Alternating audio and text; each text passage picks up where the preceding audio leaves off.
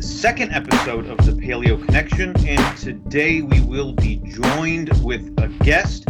His name is Chauncey, and he's from Saskatchewan, Canada. Say hello, Chauncey. Hello. All right, Chauncey. So, one of the most basic questions we'd ask, since we are a political show, is how would you describe yourself politically? Currently, I would actually label myself would be more of a center, but to the right, and more of a libertarian. I used to be more left, but then as I got older and you start accumulating, owning stuff, but the environment on the left has changed so much. So within probably the last 5 years, I've switched more center libertarian movement.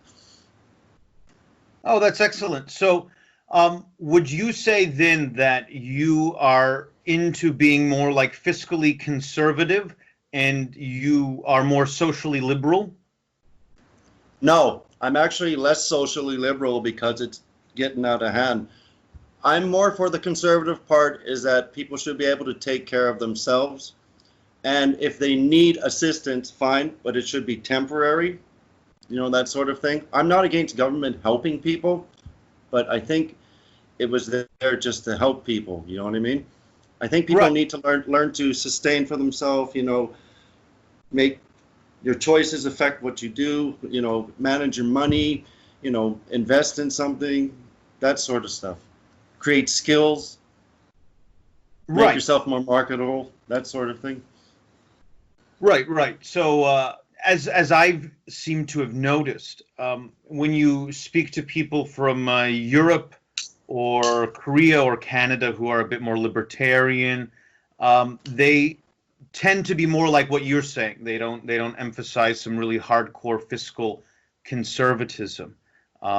So who would be some of your heroes or political inspirations that you'd like to name for us? Well, but when I was in university, I learned a lot on Marx, and he kind of grew on me. But then as you get older, that starts waving off. Like Adam Smith is good. Thomas Sowell was really good because he takes issues and he can simplify them, and he gets rid of the nonsense. Other ones, political, I guess. What's his name? I can't remember his name. But like Sowell was a big influence after reading basic economics. That was a huge one that maybe shift me to the more on the right, like the conservative. I've read part. That as well. And it takes a lot of the nonsense which you've been hearing out. He's like, no. Stuff that you learn when you're younger takes a lot. It explains how it's not correct. Right. I would say that it's been a big influence on many conservatives everywhere. Actually, before we ever did a podcast together, Brandon and I talked about some of our influences, and we both mentioned Sowell. So yeah, one thing with Sowell, I've learned to really stop hating billionaires. Right. I guess you could say that we're all soul mates. Yeah. You mind if I jump in for a second there? Oh yes, come on. So, Chauncey, was I correct? Did I hear you say Marx, as in Karl Marx, was your one of your? Well, I learned when I went to university, there was a lot of Marxism taught there. Okay, so you kind of considered yourself a Marxist at one time? I guess I would say yes. Not like today's people, not like that. But okay, like a soft Marxist. Yeah, I guess so. But not like this. One of my German friends who still identifies as a Marxist said that Marx at the core is a critique of capitalism. Yes, it's a critique of capitalism, and as communist, it can't happen. It's what do you call that? Utopia. Yeah, that's kind of what you guys know Slavoj Žižek, who he still considers himself a communist or a Marxist, but he says, yeah, he only does that because he recognizes that it's a critique of capitalism, which is what he emphasizes when he considers himself a communist. Right, and there's the contemporary, they say he's far right. I don't know. I mean, whatever. Alexander Dugin, he references Marx a lot and believes that communism is very useful in its critique of capitalism, and even calls his position, national Bolshevism, kind of out there in a ways. But when you actually get into the nuts and bolts of what he's saying, he's not a communist at all. Yeah. Exactly. So very interesting. Marx is such a huge influence on everyone. Say what you want about him, but ultimately he did change the way we think about the economy, just like Adam Smith did. Yeah, he did, because whether you don't like him or not, he is a major influence. Like, he did change the world, you know what I mean? His ideas. He truly did. So how about we jump into the George Floyd issue that has really been taking up pretty much everybody's time the last couple of weeks. As you know, George Floyd was killed in Minneapolis, Minnesota. An officer kneeled on his neck. The amount of time is somewhere around 7 to 8 minutes. Since then, there have been riots all across the U.S. and protests throughout the world. In those riots, 18 people have died so far, 16 from gunshot wounds. There's been over 11,000 arrests. These numbers are as of June 6th. And there's also been 20,000 National Guardsmen activated throughout 23 states. It's been basically all that anybody has been talking about. So most people think the police are completely and totally guilty of something. You got people saying that they, basically making it sound like they're all accomplices to first-degree murder. And then you've got a lot of people who would say that potentially the police involved are not guilty of anything because he was resisting arrest. But I think most people fall somewhere in between. So my first question to both of you is, what do you think the police are guilty of, if they're guilty of anything? Who would like to go first? I can go first. Go ahead. I agree with the third-degree murder, which is basically manslaughter. I would go with that. They upped it to second degree, but then you have to show more proof. Third degree, I think, would stick. Yeah. I agree with you. I think the third-degree murder charge is obvious, which technically, I think we consider manslaughter. Not actually. I don't think there is actually a third-degree murder, but I believe it could perhaps be voluntary manslaughter. The second-degree murder charge is possible, right? Of course, we would have to have a trial and see what evidence is presented. The thing is, of course, with second-degree murder, we have an intentional murder, right? There has to be an intentional murder that happened.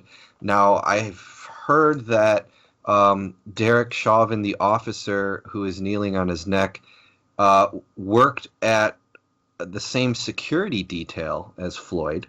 I heard that they did actually know each other. Can you guys confirm that? Have you heard that as well? I read about it, yes. Okay. So I had heard that the owner of the establishment had said that Floyd worked on the inside and that Derek Chauvin worked on the outside. And there was something like 20 to 25 people that were employed in security there. So even though one would guess that they somehow knew each other, at least by sight, but there is a potential that they did not really interact with each other, was how she made it sound. Okay. So, yeah, the second-degree murder charge, to me, if it's going to stick, there's going to have to be some sort of evidence in the trial, probably related to the fact that they knew each other and somehow Chauvin didn't like him and intentionally wanted to kill him while he was kneeling on his neck. Other than that, I just don't see how it could stick. There's people around with phones, videoing the incident. There was other cops right next to him. If he were to intentionally try to murder a man in that position, it would be extremely strange, right? So the manslaughter charge, a definite yes. Second-degree murder, they're going to have to bring up a lot of unknown evidence that we just don't know yet for that to stick. Yeah, and I saw a more complete video. I think it was the New York Post or someone put it. They made a whole video of what happened, and Chavez was the third set of cops at the scene. He wasn't first. There was two, and then two more came, and then Chavez and the other one came. So he was third. Okay, that would be important. To put that in with second-degree murder, I mean, Mm-hmm. the other ones, wow, they'd have to maybe link that one of the other officers intentionally phoned him there. You know what I mean? Yeah. But he was the third person on the scene. But there's other things about the case, like number one, he was drunk, and then he went into it. Well, he did the $20 thing, but then he went into his vehicle. The first cop came. He was drunk. It took him about a minute and a half, and they had to pull him out of the vehicle. I don't know why he was in the driver's part, so maybe he was intending to drive home intoxicated. Yeah. So like that, the call was. Go ahead. I'd say you never heard about him behind the wheel being intoxicated from the media very much. No. See, the original call was for like a $20 counterfeit bill. The report was that he was intoxicated. Now, supposedly that, helped, it perhaps led to his death. That's what I think the official police report also said, that because he was intoxicated and with the knee on his neck, it like exacerbated the circumstances. But I think whether that's true or not, it doesn't really matter, right? Because for the manslaughter charge, I don't think those factors matter. He had his knee on his neck for a total of about 8 minutes. 2 of the minutes were while he was unconscious. There's obvious problems with that, and Chauvin should have known better. And the third degree murder charge or the manslaughter charge is going to stick no matter if he was intoxicated or not, I think. I know, I'm just saying they don't mention that. And another thing they don't mention is that when they took him to the first police cruiser, he dropped and he said he didn't want to get in because he was claustrophobic. Okay. I didn't hear that as well. It's usually buried down in there somewhere. No one really spends that much time talking about how he resisted. And in fact, you often hear media say that he wasn't resisting. Yeah. Mm-hmm. But they got him into the truck and then in the back. And then Chavez, the video said that Chavez pulled him out.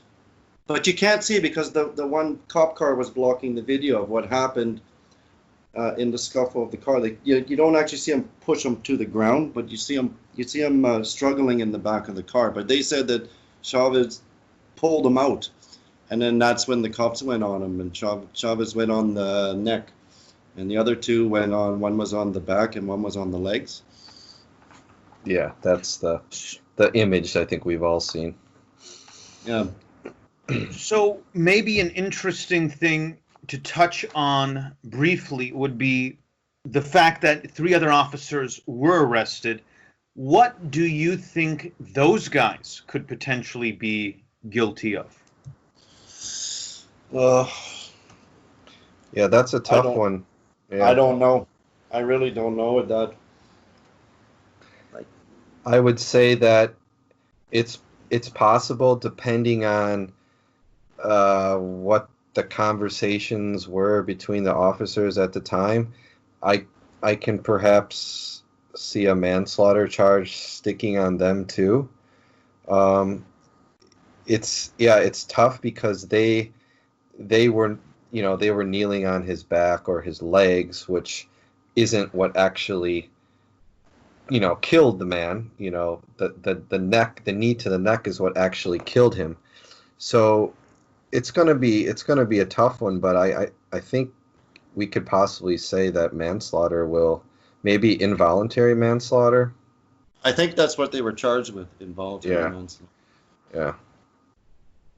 To me, it would be very odd considering there is the Asian American officer that, if I remember right, I think his name is Tu. How?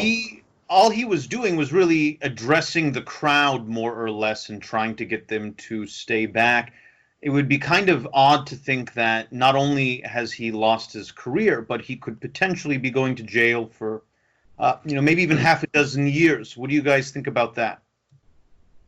Well, I don't know.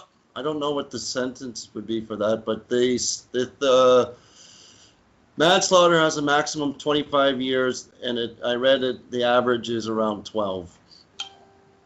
hmm yeah. Well, I think, like you said, Verv, he wasn't actually, like, he didn't actually have physical contact with Floyd. He was an officer on the scene.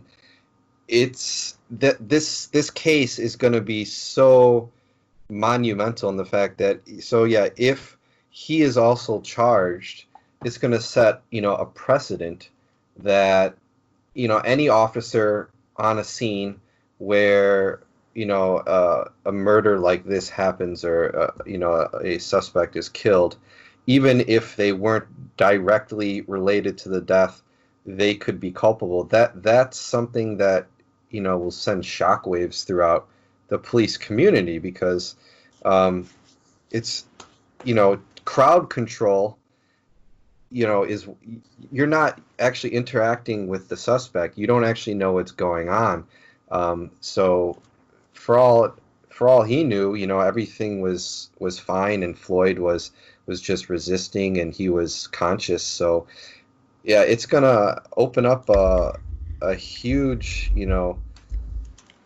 situation where cops around the country are going to be open to, court cases for things that really, I don't know if they should be held responsible for, to be honest with you.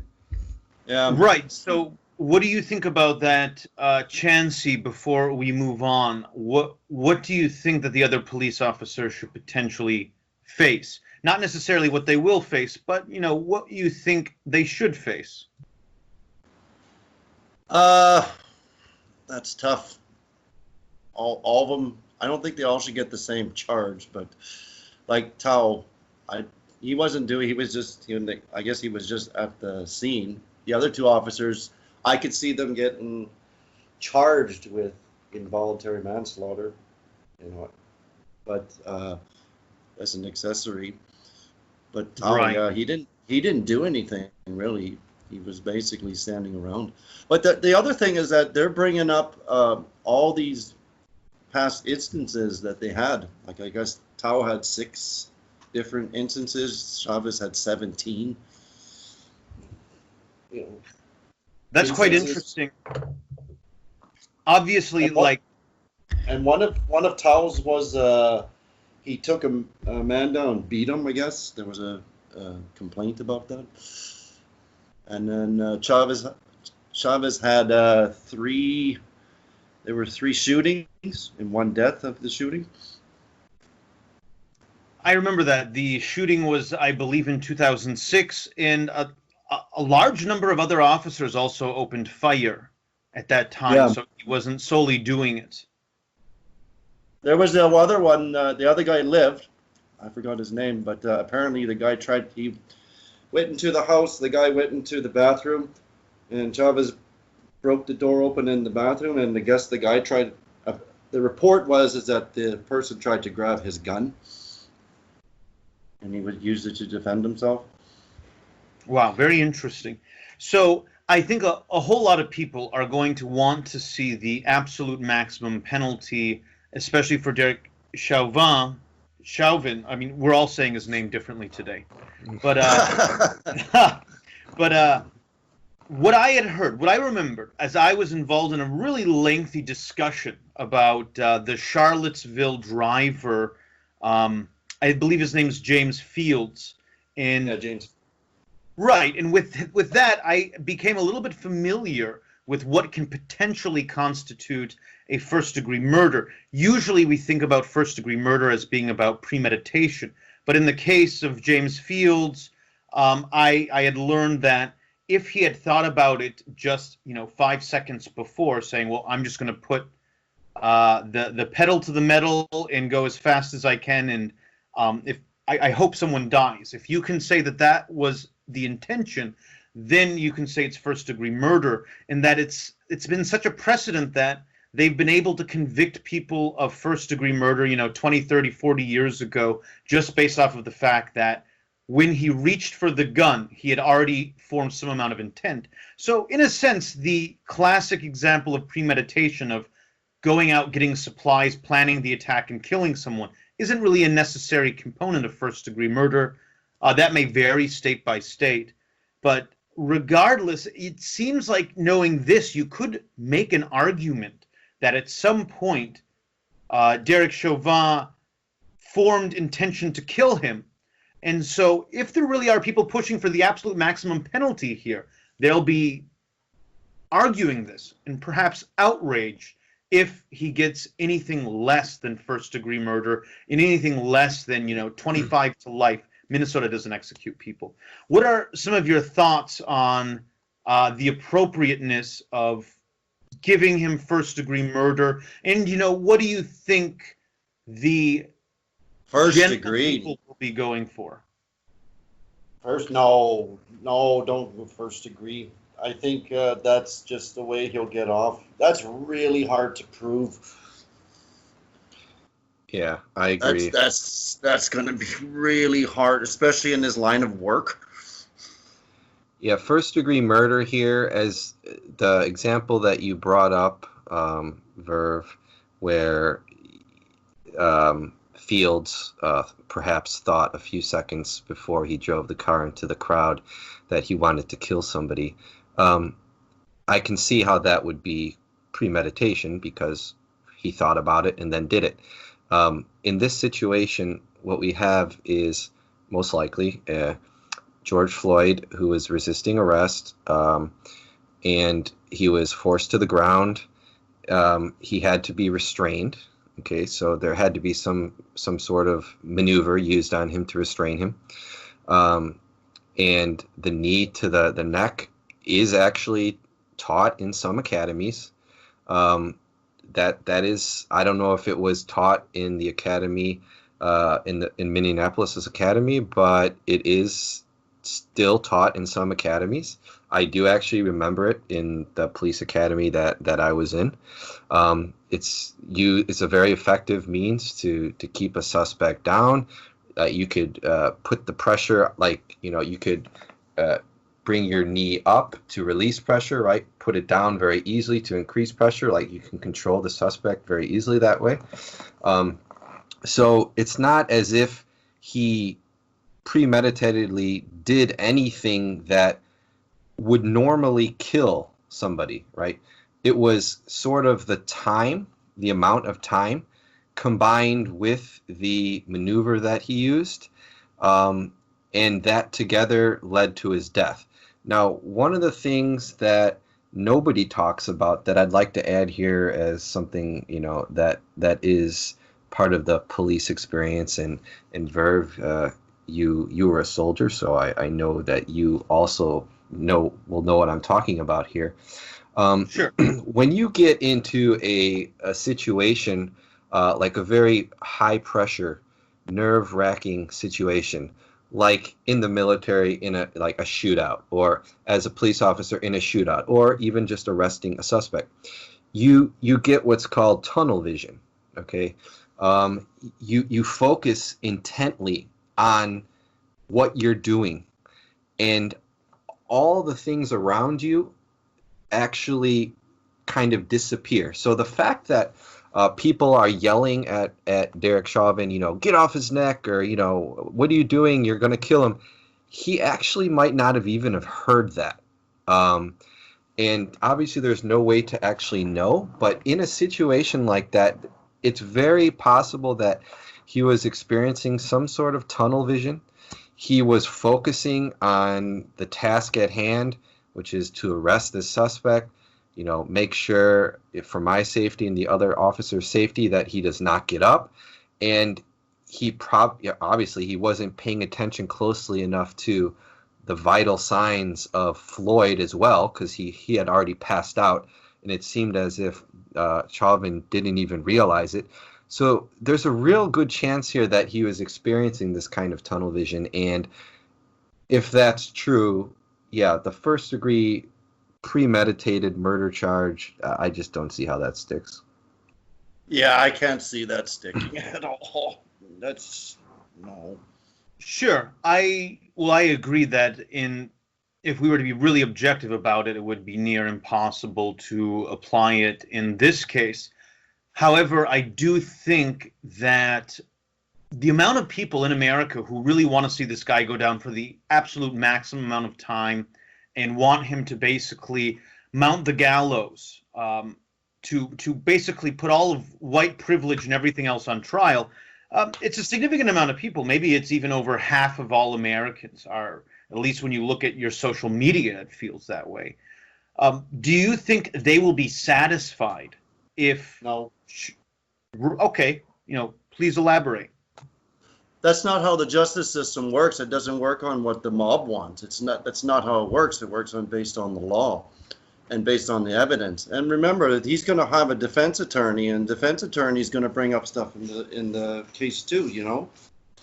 It's not what just the public all wants, and let's give them the maximum, and let's that sort of thing. That's not how the legal system is supposed to work. Yeah. So do you think there will be more riots you think the outcome will be that he won't face this first degree murder thing? And then, do you think in the end, when that does not happen, do you think there will be more riots and unrest?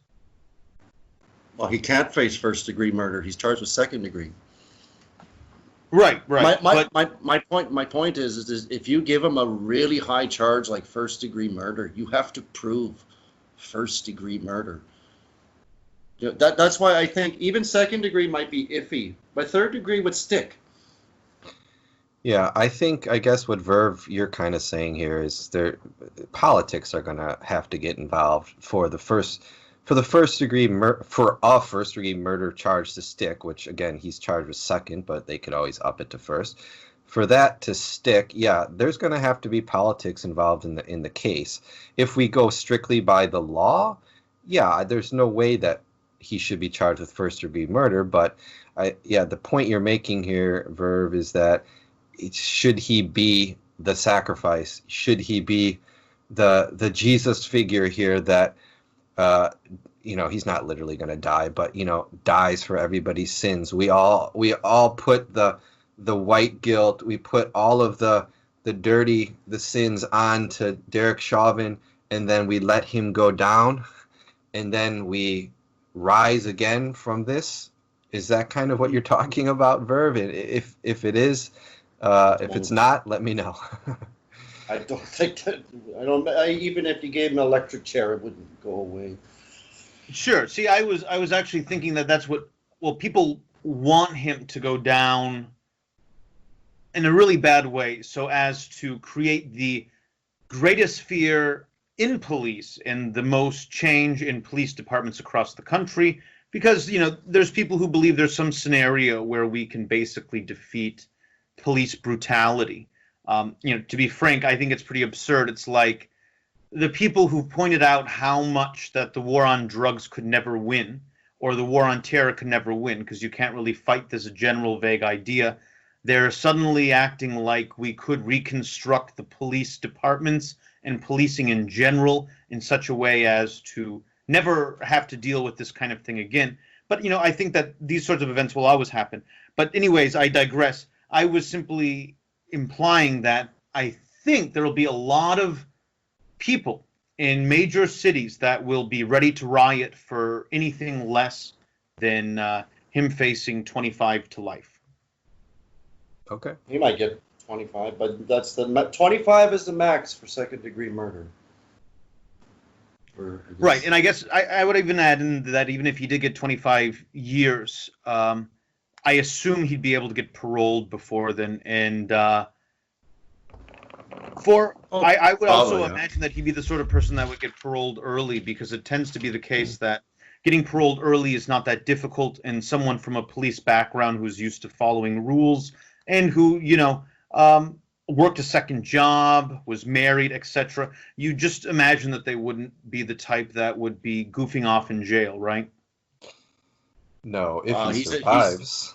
He's a cop, man. He'll have to go in protective custody, I'm guessing. Especially, he's not just a cop, he's a high-profile cop. Yeah. He'll certainly, if somebody can get his hands on him in prison, he would most likely get killed in prison. So yeah, he'd have to be in protective custody for certain.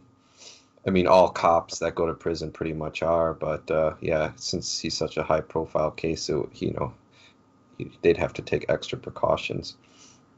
Yeah. That's right. So moving on a bit, let's talk a little bit more about the culture of arrests. So lately we see a lot of incidents where people have basically not been cooperative with police, and it tends to result in what we saw with George Floyd and other examples out there, where you could even argue that the recent case with Ahmaud Arbery and the McMichaels is another case where, when he was being attempted to be citizen arrested, he basically resisted. And there's plenty of videos of, whether they're sovereign citizens or regular people, basically trying to avoid being arrested. So could I just get some of your thoughts on the culture of arresting and the culture of interacting with police? How about this time we start with Brandon, who has had some police experience? Okay, yeah, good question. So, yeah, when you're a police officer, obviously, when you make arrests, they're always potentially dangerous, right? Because what you're doing is you're taking a sovereign, free citizen, you're placing them under your control, they're losing complete freedom, and a lot of people, even if they are not violent, they will react in that type of situation because they never have had that happen to them before.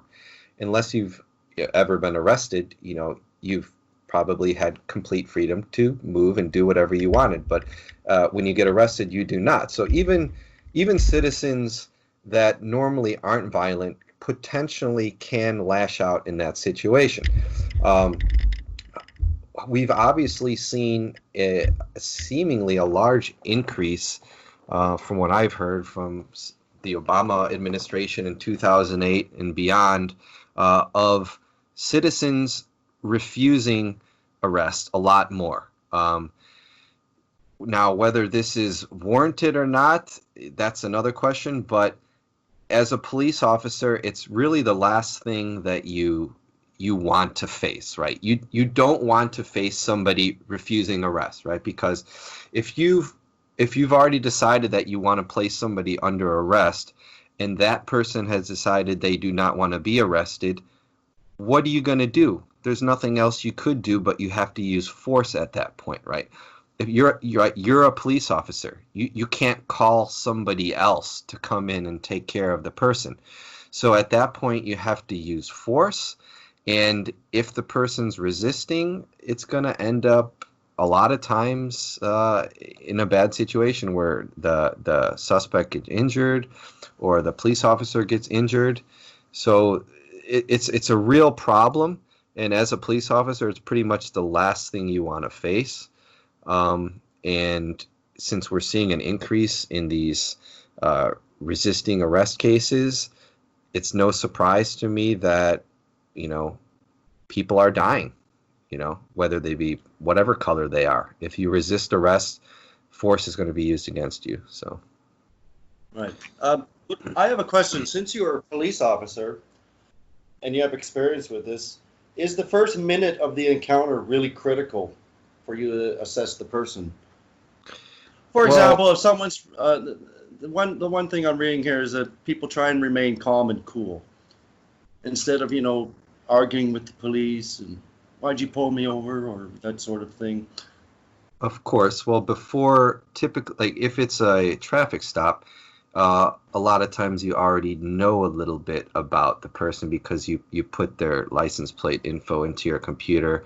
It shows who the owner is, and you can see their arrest record, if there's any warrants, and so on and so forth. So you already have a little bit of information before you would go on a traffic stop. And in general, like if it's just a call, you'll have basic information. That's, you don't have a license plate to put in on a basic call, so you're going to know less information. So yeah, the first minute or so is of course going to, just like anybody who meets anybody else, the first minute you meet somebody, you're kind of sizing them up. You're kind of determining, what kind of mood they're in. And as a police officer, you're trained to do that, right? Is this guy on drugs? Oftentimes they are. Does this person look aggressive? What kind of stance are they taking? Is it an aggressive stance? Is it a passive one? Are they talking? If they are talking, how loud are they talking? Are they talking aggressively, passively? Yeah, you're doing all of that stuff within the first minute, and it is very important. Right. And going back to the Floyd case, if you watch the video, they have the police in their car, and he was in a vehicle, so I wonder if they ran that on him. His rights. Yeah, I'm sure they would have. So would they know his history? Yes, if the vehicle is registered to him, they would have his arrest history on the computer in front of them, and they would know everything about it. So they'd know about the pregnant woman thing. Yeah, if he was arrested, if he was charged in the past, even traffic tickets, all of that shows up. If there's a warrant out for his arrest, that shows up. But would you like to give us some of the background with the pregnant woman, Chauncey? This was, I think, in 2014. He pretended he was a water person, knocked on the door. The woman opened it. No, it wasn't him. Sorry, it was one of his buddies pretended. But she opened the door.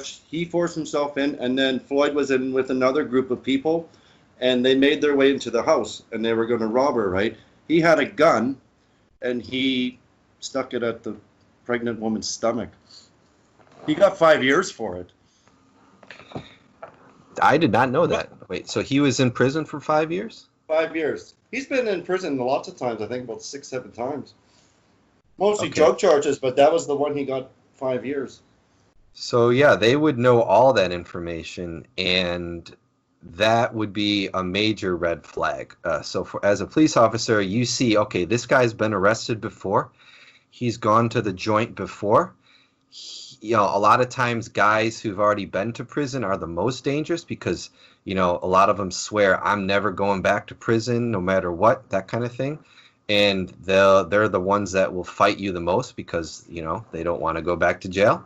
So those would have been major red flags. They would have been, highly alert during that arrest, probably expecting the worst. So that could be why there was that many police officers there too, right? Yeah, definitely. Because if I was a police officer and I got a call and I had the information that the guy that I'm supposed to arrest has already been to prison, and you said he went to prison for, he had a firearm. So you said he put the firearm to the pregnant lady's stomach. That kind of like stuff is also usually in the computer system. Like any kind of crime committed with a firearm is, again, something that raises major red flags because that's the worst thing that could happen as a police officer. You go on a call and the guy that you're going to arrest has a firearm, so potentially he might have had a firearm as well. So before you're going to make that arrest, you're definitely going to call for backup because you don't want to You don't want to be out there by yourself arresting a guy who's been to prison before and who's had firearm charges before. You potentially could get yourself killed. Yeah, I'll see if I can find but he was the one holding the gun. Did he? Yeah, it says once held a gun to the stomach of a pregnant woman while committing a home invasion. He's been to prison 5 times. And that's a pretty serious crime. Yeah, very serious crime. A home invasion, besides murder and rape, of course, home invasions are one of the most serious. A home invasion with a firearm, extremely serious. So yeah, the cops would have all been on high alert answering that call for sure. I'm surprised you didn't know that though. I'm also guessing that it's pretty common to have persistent and passive forms of resisting arrest. Not everything has to be dramatic where, they're actively trying to, punch a police officer. But oftentimes you see this thing where the police are telling them to put their hands behind their back or get on the ground. And the response is not to attack, but just to refuse to do this action and keep repeating something like, oh, why are you arresting me? Why are you arresting me? You didn't say why you're arresting me. What's your badge number? Etc. Would you like to elaborate on that a little bit more from the perspective of an officer, a former police officer? Yeah, so of course, it's still an extremely dangerous situation. So even if you tell somebody, all right, please turn around, put your hands behind your back, I'm going to place you under arrest, and they say, what for? And they don't respond, they don't do what you say, you really don't have a choice other than to force them to do that, right? It's not a debate, right? It's not like, why are you placing me under arrest? Oh, well, because, you did this, this, and that. Well, I don't think you have enough evidence for that. You that's not what you're going to be doing as a police officer, right? Once you've decided that you're going to place this person under arrest, if they do not listen to your commands, you have to force them to listen to your commands. So that means you're going to have to use physical force, which typically, of course, would mean to bring the person down to the ground, push them up against the wall, up against a squad car, that kind of thing. And then at that point, right, that's when you have just escalated the situation because you've been forced to. And again, a lot of people respond, they panic. They respond in a very dramatic way, which further escalates the situation. And then sometimes people are watching, sometimes people are kind of, egging this on, which further escalates the situation. And then eventually, we have a shooting or something like that. So in my opinion, there's really not that much difference whether the person is resisting actively or passively. You still need to physically use force and bring that person into your control. Right. So I have a question for Chauncey then. Oh, Chauncey, did you want to comment? But there's a difference between arresting and detaining. Like when you're arresting someone, you have to tell them they're under arrest, right? Yes, you can detain somebody. You can say, I'm not arresting you, I'm detaining you right now, which would be different, yes. But where are you going with that? Why do you ask that question? Well, I'm just with that one. I know they have to maybe put their hands on the hood or put it behind their back. But when you're arresting them, you have to tell them they're being arrested.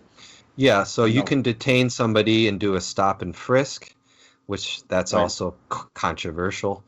They're called Terry stops. If you're doing that as an officer, you're doing that for your safety. That's the reason that will be given, most likely. And yeah, you can do that without actually arresting somebody.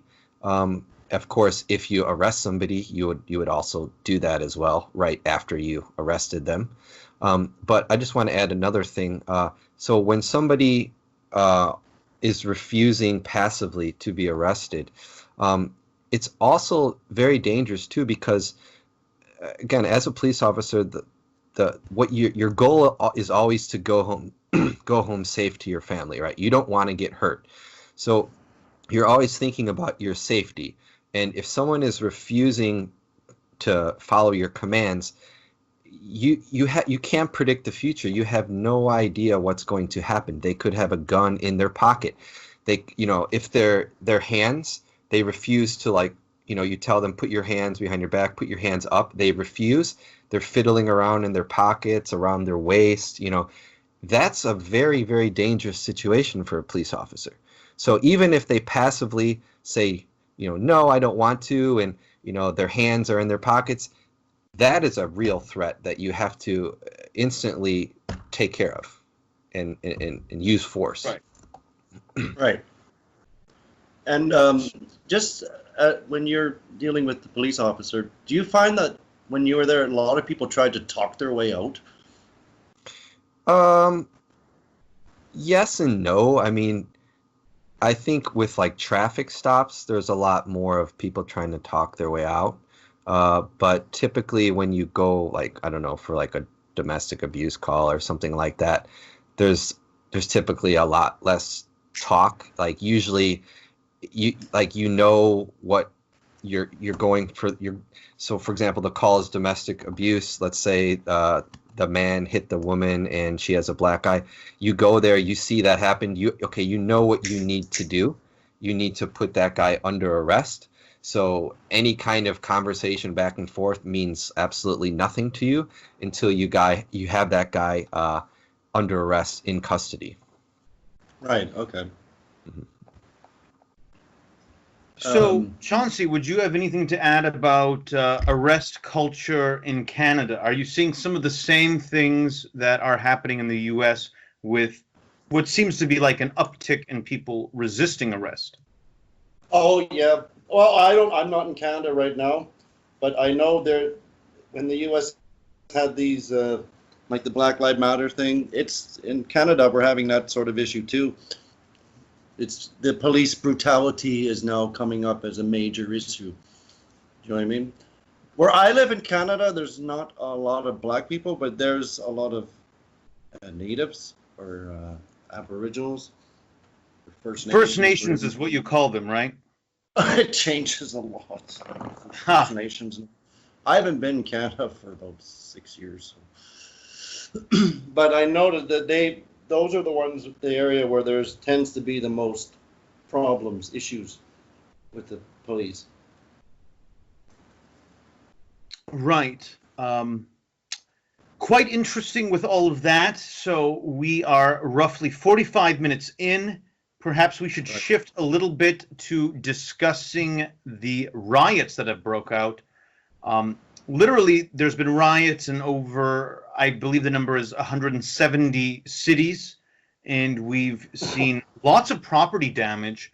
For instance, some of the initial estimates coming out of Minneapolis are that $25 million worth of damage may have been done, and I'm pretty sure they're going to see really significant numbers coming out of New York and Philadelphia as well. What has also been surprising is the amount of people saying that property damage is completely justified. You even have people in the media saying that. So what are some of your thoughts on the violent protests and riots that have been occurring? Brandon, you want to go first or me? Sure, I'll go. Yeah, as you said, Verv, it seems as if the people that are rioting are getting some kind of free pass because of this particular situation, a free pass to take out their anger, which is a very, very dangerous thing because once you say it's okay to use violence or the destruction of property when you become angry about something, then you've just opened up a whole can of worms that can be used by nefarious people, people that are far right, people that are far left, can always find some kind of grievance that needs to be righted. And it's very scary because, as we know, the U.S. is very polarized right now. And if we say that in some way that these this violent destruction of property is okay, we're going, down the road we don't want to go, of continued violence, fighting in the streets, and political violence. I believe that that's a very real possibility, both from the left and right. What do you think about it, Chauncey? Chancey, sorry. I think it doesn't really help anything. You're wrecking the community. There's a lot of people, even with like not just the small businesses, the big ones. Everyone relies on that. You have the bus routes that are basically destroyed. So when people, if they have to go back to work, it's very inconvenient. You see all this damage on people's homes. People are afraid of going out in their neighborhood. That sort of stuff. It doesn't really solve anything because you're going to steal TVs from the store, or if you loot a shopping market, all the food's gone. So what are the people in the area supposed to eat? Do you know what I mean? Yeah. That sort of stuff. A lot of stuff is connected. Like maybe the smaller businesses, like that auto parts store. Maybe if you have people who work on cars, they were getting parts from there. That sort of thing. It wrecks the whole community. Yeah. So Right.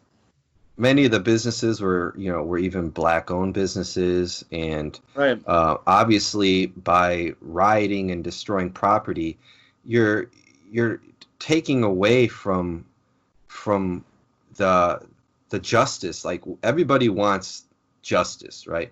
But it ends up being a distraction from getting that justice that we want, and it further divides everybody. Not only the communities that are being destroyed, but like the whole nation starts to take sides. Then like, oh, I think rioting is okay. Well, no, I don't think rioting is okay. And then it further divides people politically, when I don't think we need to really be that divided on this, right? I think most reasonable people can say this was murder, the cops acted wrongly, and they should be punished for it. Like, we all agree on that, right? Yeah, that's. I argue that was probably the most unifying. The death of George Floyd, as the nation as a whole, was the most unifying thing, because everyone agreed that cop was in the wrong. Yes. I couldn't find people defending the cop, saying that Floyd deserved that. It was almost like an event. Everyone agreed. Mm-hmm. There were very few people defending Floyd at all. But I would say that when you see the riots take off, it produces a feeling of things going a bit out of control, and it makes a context where, look at how out of control criminals get after a police brutality case. It serves in a weird way to almost justify the brutality that happened, because when you see hundreds of people rioting and you hear about people dying, you just immediately think, well, I wish there was some police there, and I think these guys do deserve to get roughed up. I think it really negatively impacts the effort to fight police brutality. Yeah, that's a very good point, because like what you're saying is, what it does is it shows us that thin line, right, that stands between civilized man and uncivilized man. And we like to think that the warriors out there, the policemen, are the ones that are kind of keeping that in check, especially in some of the U.S. has some very dangerous neighborhoods where there's, Chicago, there's 500 murders a year. There's some very dangerous places, and the police kind of help keep that contained. And then, as you said, Jacob, when we see this rioting happen, we start to think, oh, wow, it can get this bad like that quickly. we need even more, strict police presence, right? I mean, we need to keep these Right. people in check, because if they're not in check, they'll just, destroy everything. Right. Do you have any thoughts on that as well, Chauncey? About the rioting, yeah. I mean, the point with the rioting is that, and there's been a lot of stuff where you hear about peaceful protesters getting assaulted by the police, but in a situation like that, when especially when the riot police come out, they probably can't tell the difference between someone who's peaceful protesting and who may potentially start a riot. That sort of thing. If you're up there screaming in their face and all that, I mean, it's mobs. It's basically a huge mob that you have to deal with. Mm-hmm. And that's what and for the police, look how they're outnumbered. Yeah, well, I think I think it's around like 15 people have been killed or something. Yeah, in these they're riots. really, So It's we now had at 18. 18. So we had the death of one man, George Floyd, that ended up in 18 more deaths. It just doesn't calculate, right? right. There was that one. There's that one picture. I don't know what media had it, but it had a black person, and it looked like two cops were beating on him. They took a picture. That was the picture they used for their story. But if you see the video of it, what happened was the black guy actually charged the police officer and rammed him into the back of a van, and then they were fighting him off. Do you know what I mean? So that's sort of misleading stuff too, put out by the media, which Yeah, the media has been. I mean, it's a whole nother kind of topic, but they've been very irresponsible with police shooting, like reportings for 15, 20 years now, kind of fanning the flames. And if we get to these statistics eventually, right, we could see that the reality doesn't actually, fit with the narrative that we have been fed by the media. And, Right. I'm so glad that I'm not a police officer right now. I mean, I can't imagine anybody signing up to be a police officer. I mean, it was already pretty bad over the last, 5-10 years. But now, I mean, who wants to put their life at risk? Because when you're a police officer, even if you're in a small suburban department or something, you're always putting your life at risk. Anything can happen to you. And is this really worth it? The way cops are being treated right now, there's going to be people, retiring, people quitting. They're not going to get any new recruits. It's going to be a disaster, really. Yeah. And then how much do you think the groups like the Antifa are responsible for this? I put them pretty high on my list. Everywhere they go, they cause problems. Everywhere.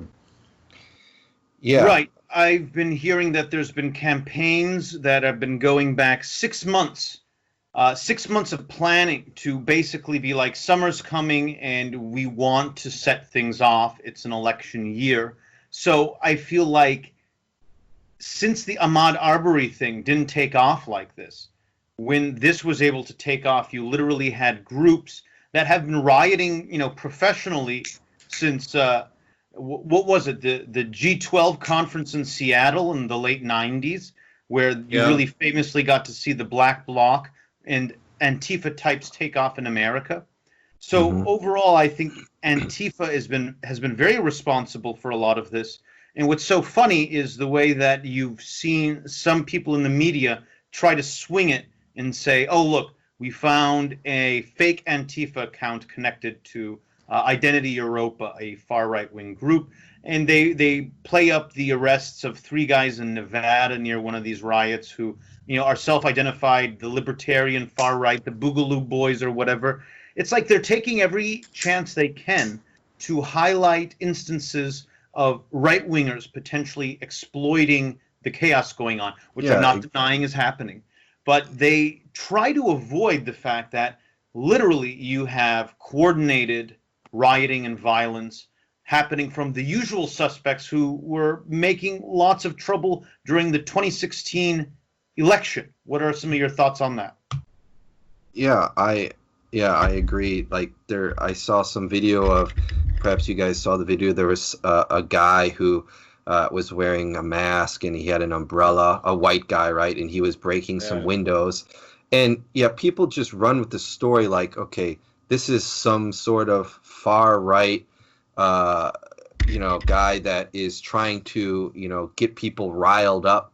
So like far right activists are coming in there to break windows, and then it's like that's the thing that gets people to destroy the property. That's like kind of the narrative I'm seeing on social media. Nobody even knows like who this guy was.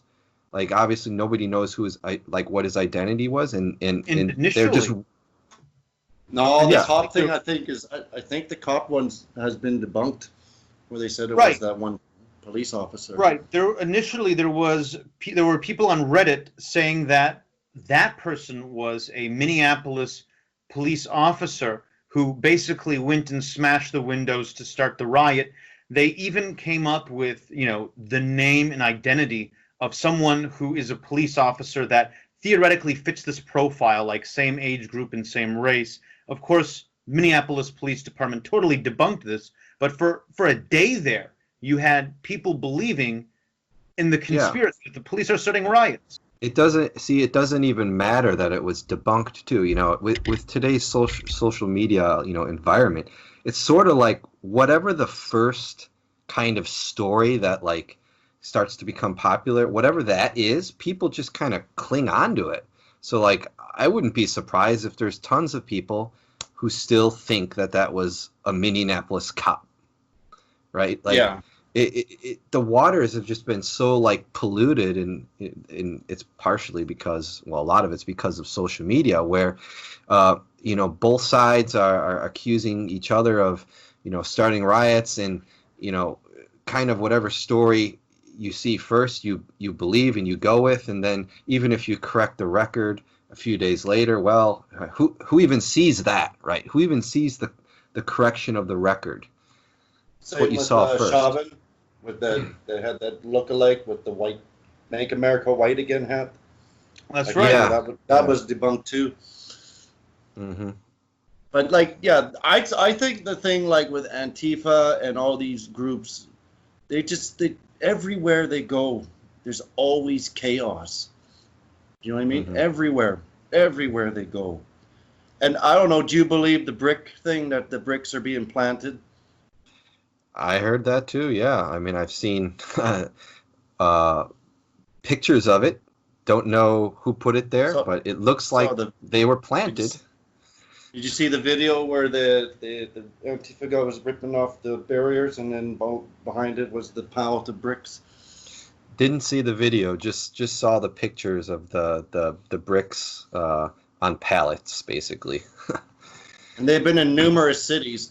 There was reports, because Canada's having their thing today of that Black Lives Matter, and there was reports of bricks being in Toronto. Well, it's interesting because you can take that conspiracy theory either way. Some people just assume that this must be some law enforcement operation to start rioting, to crack down, and then you could have the reverse of, hey, it's George Soros shipping the bricks out to encourage the rioting. You can run with that any way you want.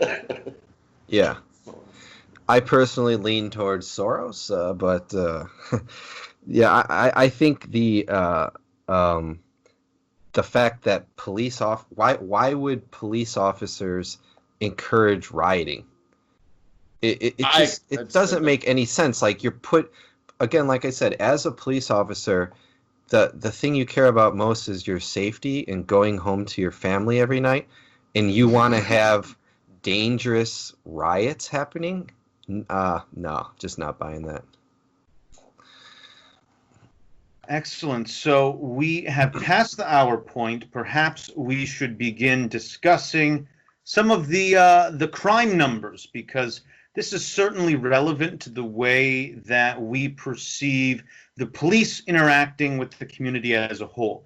if we suggest that African Americans are discriminated against and they face all of this torment in targeting from the police. Certainly, we got to provide some numbers to help contextualize that.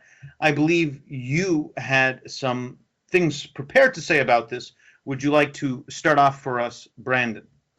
Yeah, I'll share my screen right now with you guys. So I think one of the biggest problems here, and the reason why the riots are happening, is because of the media coverage of unarmed black men being killed by cops within the last 15 years or so. Now, of course, there has been many unarmed black men being killed by cops. That is a fact. However, there are also some other facts that need to be talked about, and that's one of them is that there's been many unarmed white men being killed at the same time. And also the interactions that blacks have with police officers is much higher than whites and other races. All that context is left out, and all we get from the media, though, is unarmed black men killed by a police officer, which, of course, infuriates people who don't dig a little bit deeper into statistics. So the first thing I would just like to show you guys is, can you see this chart here? Yeah, I can see it. Yeah, this is the 2018 FBI crime stats. And what I have highlighted in yellow here is what we want to concentrate on the most. It's the percent distribution. So this is arrest data. It's the percent distribution by ethnicity, race.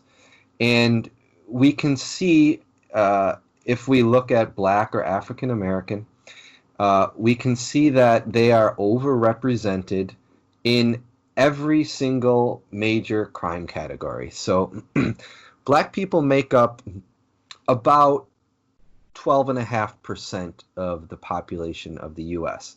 However, we have, for murder, 53% of murders are committed by black people.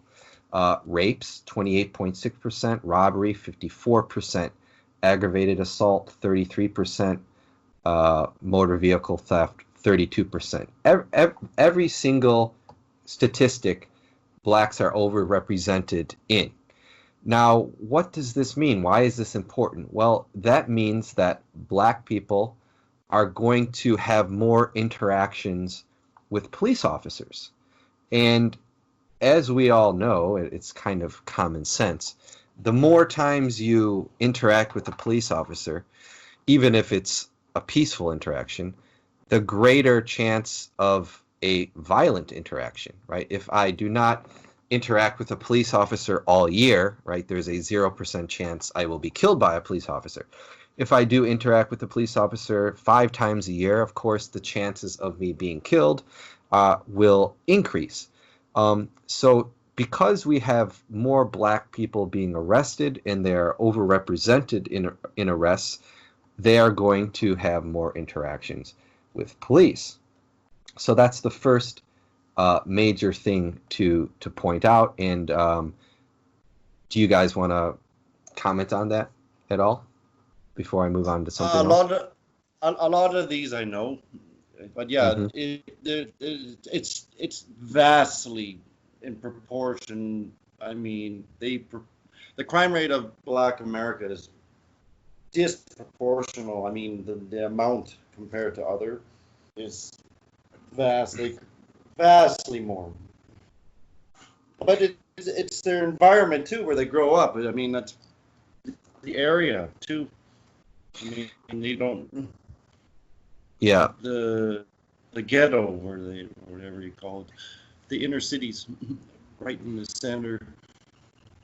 Right. It's also kind of interesting when you see the chart. You see violent crimes specifically.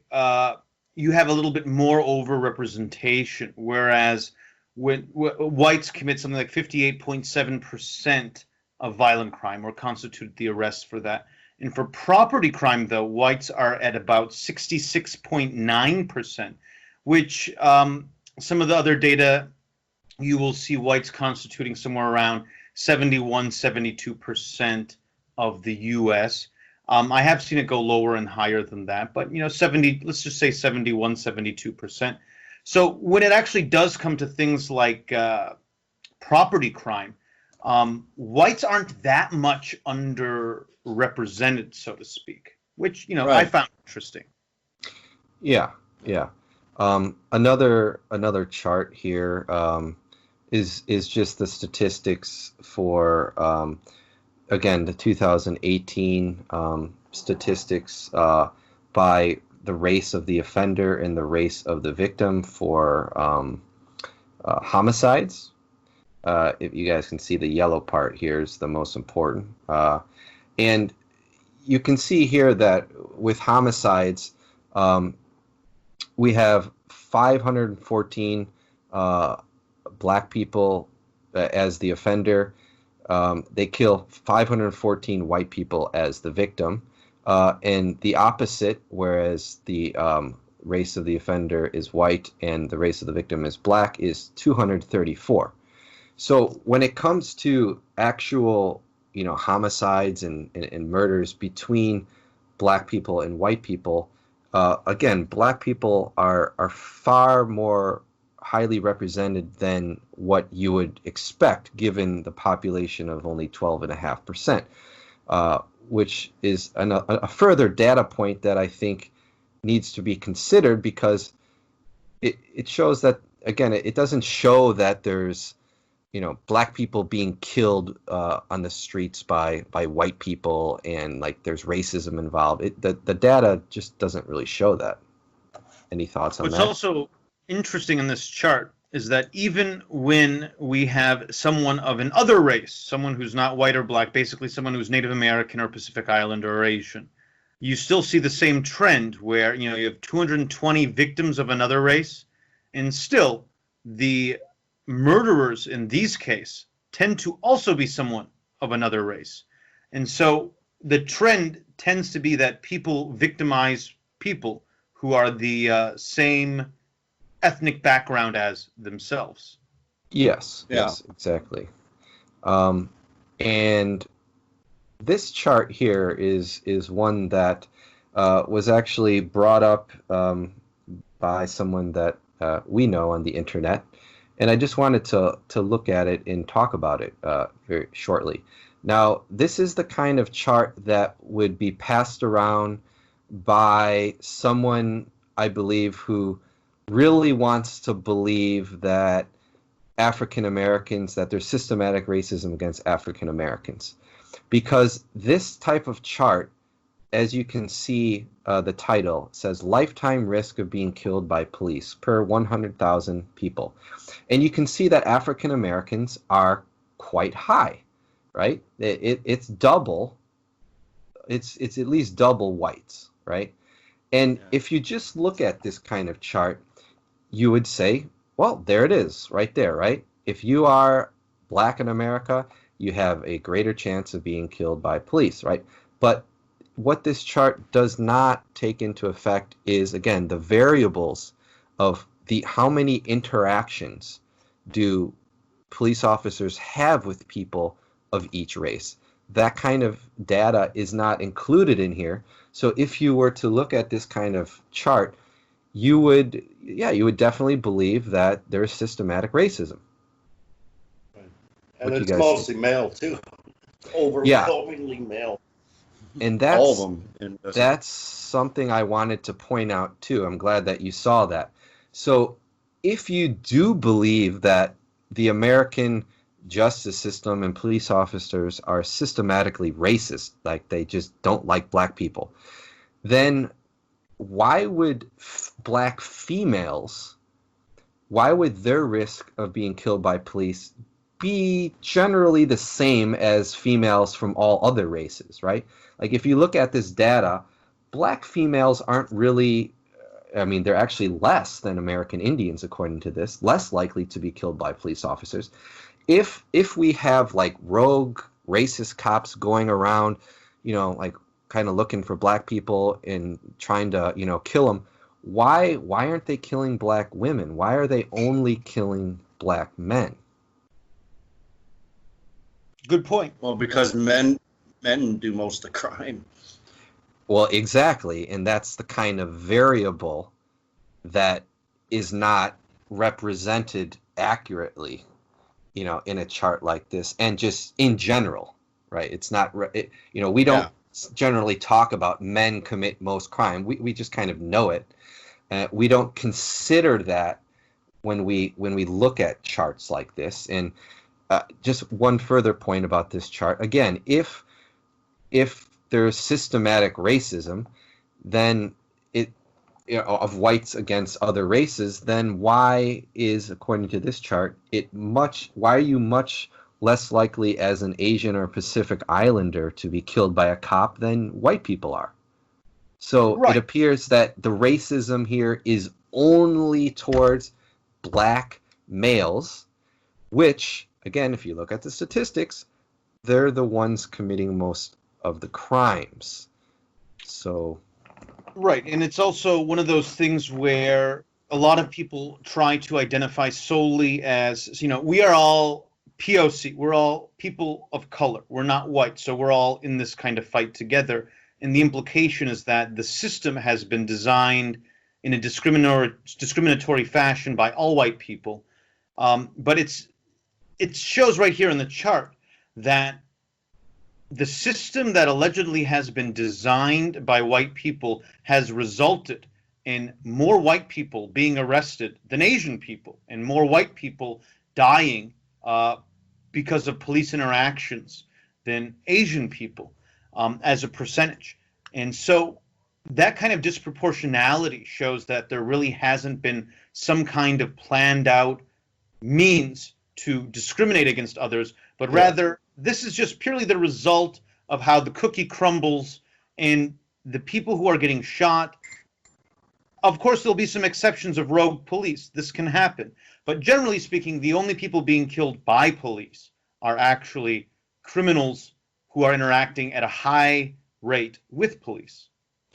Yeah, and the word systematic racism, right? It always implies, as you said, that there is some sort of organization to this, like whether it be through laws or through, police departments having some sort of, secret code of, we handle black people differently than white people, or we handle white people differently than all other races, right? It implies that there's this system working together, but again, this data, shoots holes through that whole premise. Right, but systematic racism, as a whole, it's a whole topic on its own, because there's people that pull up so many different parts, like property, how much you can leave to your kids, what kind of job you can get. It's a whole different thing. I know people like to use it a lot, the systematic racism, but I'm just saying that particular topic, you guys could probably do a whole show on that. You know what I mean? Because it's so many factors, but it's used a lot as what black people or other people are trying to explain what's happening. Oh, it's the systematic racism, oppression. It's the system. They can't get ahead. How can they? They're throwing cops throwing people in prison. They're overloading them. Prison is the new slavery. You know what I mean? I think it was Netflix. Netflix has that documentary called 13. It's about the 13th Amendment, and one of the premise of it was in the 13th Amendment. It doesn't apply to crime, so that's why the prisons are all full of black people, because that's the new slavery sort of thing. Yeah. I'd like to just mention a few more stats and stuff, if you guys don't mind. So just kind of going along with what I've been talking about. So according to a 2019 National Academy of Sciences study, right, it said that researchers found that more frequently officers encounter violent suspects from any given racial group, the greater the chance that a member of that group will be fatally shot by a police officer. And it also found that there is no significant evidence of anti-black disparity in the likelihood of being fatally shot by police. So that is a 2019, so very recent study by National Academy of Sciences saying that, yeah, the more that you encounter police officers, the greater chance you're going to be killed by them, and there's no evidence of an anti-black disparity. So if we want to talk about statistics, science, right, then we have to admit that there is no anti-black bias there. Right. I agree with you. Okay. And one of the things, if you ever get into a discussion with people, is they want to omit this. Like they say, this doesn't count. Don't bring this up. Don't bring up the black on black crime. Don't bring up, they try and steer it like this doesn't count. Of course it counts. It's part of the conversation, whether you agree with it or you don't like it. It's irrelevant. No, they don't want to talk about it. They don't want to hear about it. Yeah, well, you can't even talk about it in today's environment because once you start bringing that sort of thing up, people will say, oh, they'll just dismiss you and think you're they'll call you racist, basically. Yeah. And so one other point here. So there was a study done in 2015 with the Philadelphia Police Department, and they found that white police officers were actually less likely than black or Hispanic officers to shoot unarmed black suspects. And this research was done by Harvard economists as well, found no evidence of racial discrimination in shootings. Any evidence to the contrary fails to take into account crime rates and civilian behavior before and during interaction with police. So again, what we really have here, I think, is a difference in culture of how you interact with police. And it seems as if, especially nowadays, a lot of black people are being told, like, resist, don't do what they say. And that leads to a higher likelihood of being shot or killed. Whereas if you just, submit and follow the police officer's, directions, it doesn't matter what race you are. You're going to have the same result, and that's going to be, you're not going to be murdered. One of the interesting things I vaguely recollect when the Michael Brown thing was going on is there was a prominent black commentator saying, oh, I have to set down my 9-year-old son and I have to talk to him about what he has to do if he's being arrested. And he acted like, this is a really a strange thing I shouldn't have to do, but I have to do it because of this world we live in. However, I actually remember being 5, 6, 7 years old, I can't remember the exact age, and having conversations about how you have to do whatever the police officer says for your own good. It's kind of like they assume that only they are at risk when they interact with a police officer, and that it would be exceptional to have to tell your kid what to do when they interact with a police officer, when I think the actual default is that there is no discrimination and that it has been the norm to tell your kids that they cannot, resist anything a police officer is telling them to do. Sure. Yeah. I didn't have to be told that. I think it's just part of my upbringing. I didn't have to sit down. Okay, when you get a confrontation with a police officer, this is what my parents didn't have to tell me that. And even me, as we all know now, that as I was a police officer, after I left the force, and I was in interactions with police. I remember specifically, I was on a traffic stop. Even I was a bit nervous and scared. I mean, the way it was at night, it was a traffic stop. The cops, the way they come up to your door, well, the way you're taught is police officers they should not squarely face the car window, right? Because if somebody does have a gun, like in their lap, they just point it up and they'll shoot you right in the chest. Right, that's why you always see cops, especially at night, approaching the vehicle and kind of turning, like leaning towards the side and like looking in the window. The cop's doing that with his hand, of course, just like rested on his holster, right? That to me was even a kind of a nerve-wracking situation, and that was just a routine traffic stop, and I had been a police officer, so this is certainly not something that only black people face. Like whenever you come to contact with a police officer, there's always one gun present. And anytime there's a gun present in any situation, you're going to be a little bit tense. And that goes for, I think, people of all races. Very excellent. We're closing in on, an hour and a half. So how about here for the last 5 or 10 minutes, we talk a little bit about how we think we can potentially resolve all of these issues concerning George Floyd, police interaction, etc. Just anything. So do you have any ideas on how this could all potentially be solved or at least made better, Chauncey? Well, one thing, I like the police camera thing, and there's a law that's getting that they're trying to overturn for every state. New York's doing it now, and it's about, I think it's called Law 50-A.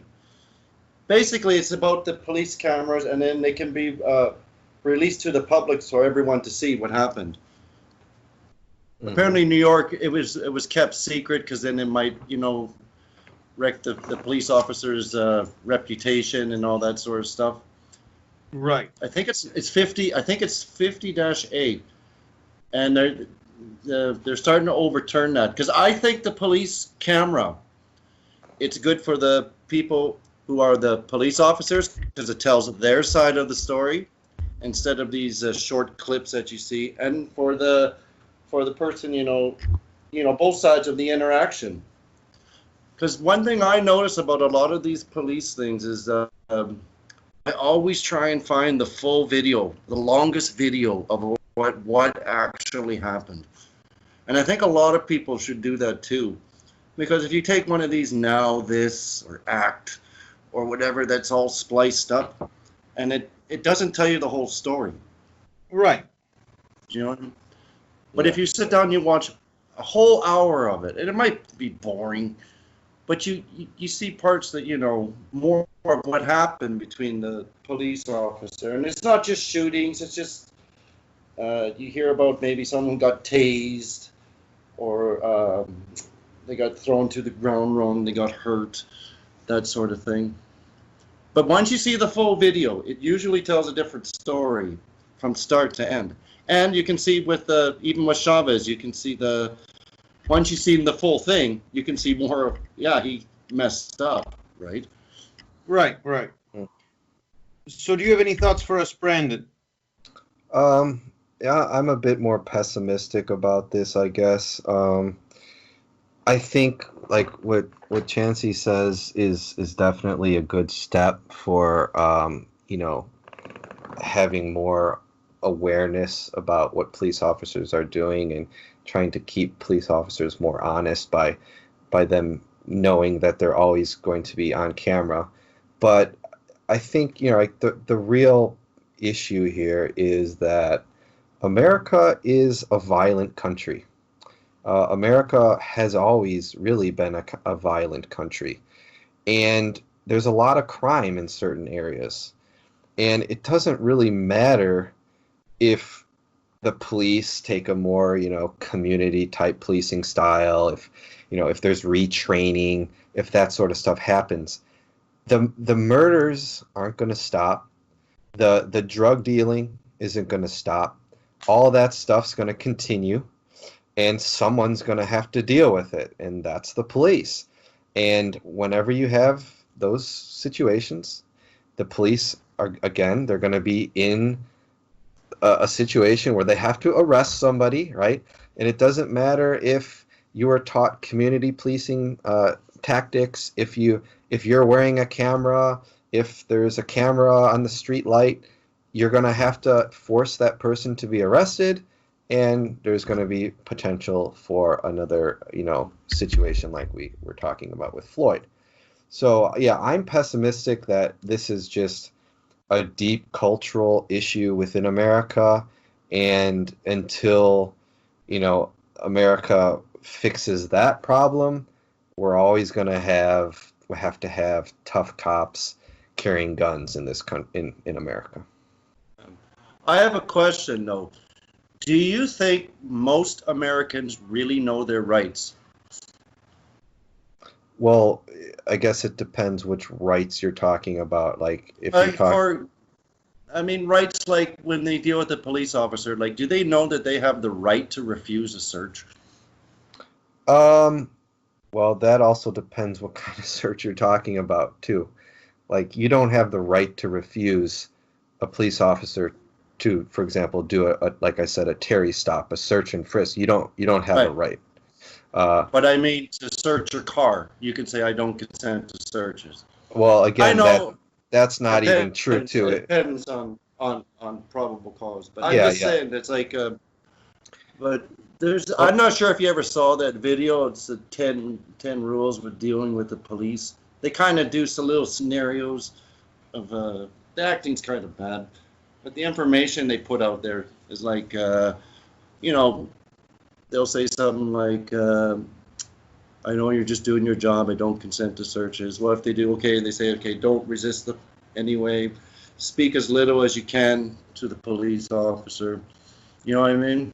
Well, I would say in general, yeah, people might know a few rights, but yeah, people don't really know, yeah, all their rights. Like you're talking about, difference between probable cause, reasonable suspicion, the differences between a motor vehicle, if it's parked, if it's if it's running, what the rights you have as a citizen walking down the street. Yeah, people don't know everything. They know a few things here and there, but again, to me, like that's not the problem. To me, the problem is just the general violence in society. I think you got to ask yourself the question, are American cops more violent and more likely to use force than other cops in the world because that's just how the police are, or are they that way as a reaction to the way in the violence in America? So are cops violent and that causes other people to be violent, or are other people violent and that causes the cops to be more violent? And in my opinion, the reason why cops are more violent and more, at guard or on guard in America is because America is a more violent place. I think if suddenly tomorrow, like the murders stopped in Chicago and all of the theft stopped and all the drug deals, if it was made legal, I think you would see, cops riding bicycles and, community policing and being friends with their community. But until we see the society change, you got to have tough cops. I agree. Yeah. There was another one in Canada. There was this one girl. I forget her name, but apparently this is around the Floyd incident. And the cops are being accused of throwing her off a 24-story building off her balcony. It's like, what? Wow. Yeah. There's certainly some bad apples. I will not, deny that. But that's what the family claims. But the police, but the family said that. And then there was another one, I think it was yesterday, another Aboriginal or First Nation was shot. And the cops saying there's that the lady came after him with a knife and they shot her. But the family saying that didn't happen. You know what I mean? See, like I said, in Canada, this is all coming out too. This movement. They're trying to make it like it's a huge issue in Canada. You know what I mean? Because the one was First Nation, and the one that the family claimed was thrown off a balcony was black. Yeah, the more it spreads globally, the more I get suspicious that it's political in nature. Yeah, you know what I mean? Even in Korea or wherever, in Taiwan, I guess in Taipei, they're having some sort of Black Lives Matter protest. I'm like, why? Why? Why in Taipei of all places? Do you know? Right.